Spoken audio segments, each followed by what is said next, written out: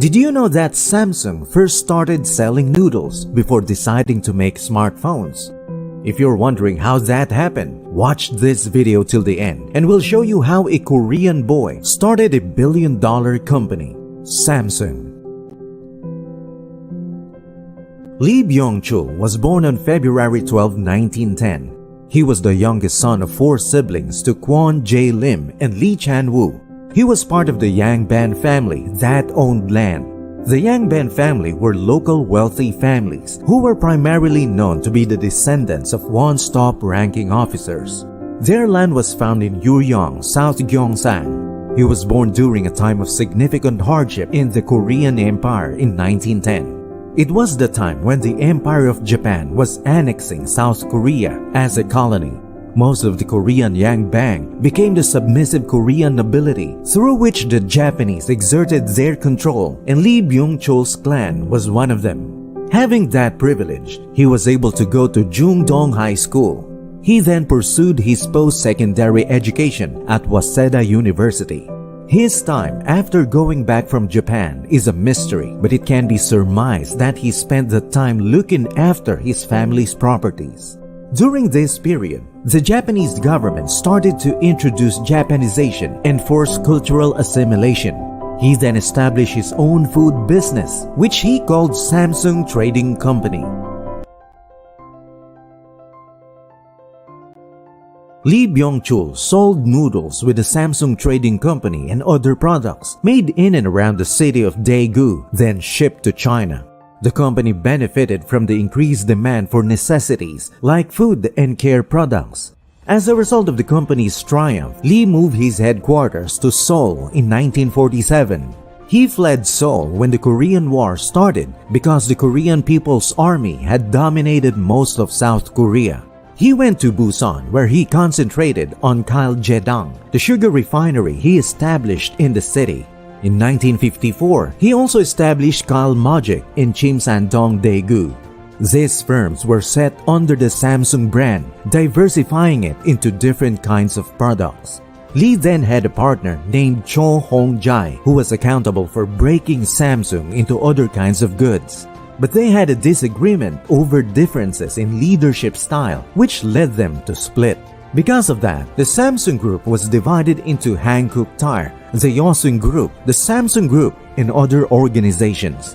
During this time, Samsung was run by helping Korea industrialize. His company profited from the new protectionist measures the Korean government established. These standards aimed to aid the large domestic conglomerates by shielding them from the competition and facilitating effortless financing. In the 1960s, Samsung purchased an oil refinery, a nylon manufacturer, insurance firms, and a department store.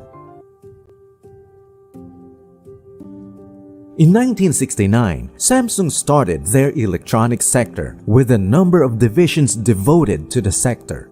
This included Samsung Semiconductor, Samsung Corning, Telecommunications Samsung Electromechanics, and Samsung Electronics Devices.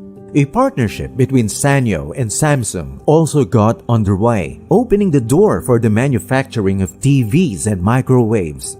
The first black and white TVs Samsung Sanyo created were for the Korean market in 1970. Samsung was able to innovate fast because it was already a significant manufacturer in Korea. Samsung Heavy Industries were one of the most prominent shipbuilders by 1974. The business founded Samsung Electronics America and Suwon R&D Center in the latter part of the 1970s. Lee-Byung was considered one of the richest Koreans and also was the chairman of the Federation of Korean Industries. With the acquisition of Hanguk Jeonja Tongsin in 1980, Samsung made its way to the telecommunications hardware sector. Samsung began making telephone switchboards and then developed into telephone and fax systems before starting the production of mobile phones in 1988. In 1987, Lee-Byung passed away and his son, Lee Kun-hee, took over as Samsung's president. Company management would often think about leaving the cell phone market since it was not making as many sales as it thought it would.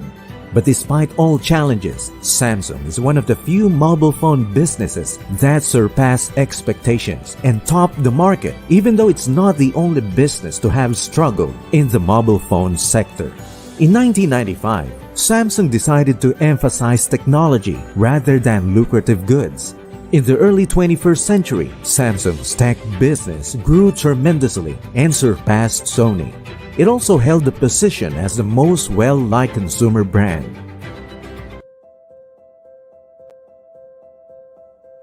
Lee Kun-hee invested a lot in the making of smartphones. The company's first smartphone, the Samsung Galaxy S, made its debut in June of 2010. It was well accepted by the public, who compared it to other popular Android-powered smartphones like HTC and Nexus 1. News and critics gave the Galaxy S positive reviews for its AMOLED display, but it also received negative comments regarding its GPS features and declining performance over time. Their Galaxy Note Edge earned the utmost level of success in 2014. It has been incorporated into numerous phones that have been released since the first Edge, including the Galaxy S8 and S9. With its most current technological advances, they released foldable smartphones, the Samsung Galaxy Z Fold and the Galaxy Z Fold 2.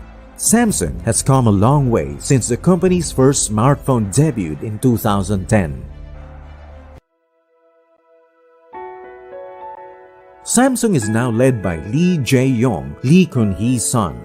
In recent times, Samsung has been encountering the consequences of issues. The performance of system apps, Netflix, Google Apps, Instagram, TikTok, Microsoft Office, and a handful of third-party apps were slower by over 56%. It became clear that the Game Optimization Service or GOS limitations did not include benchmarking apps.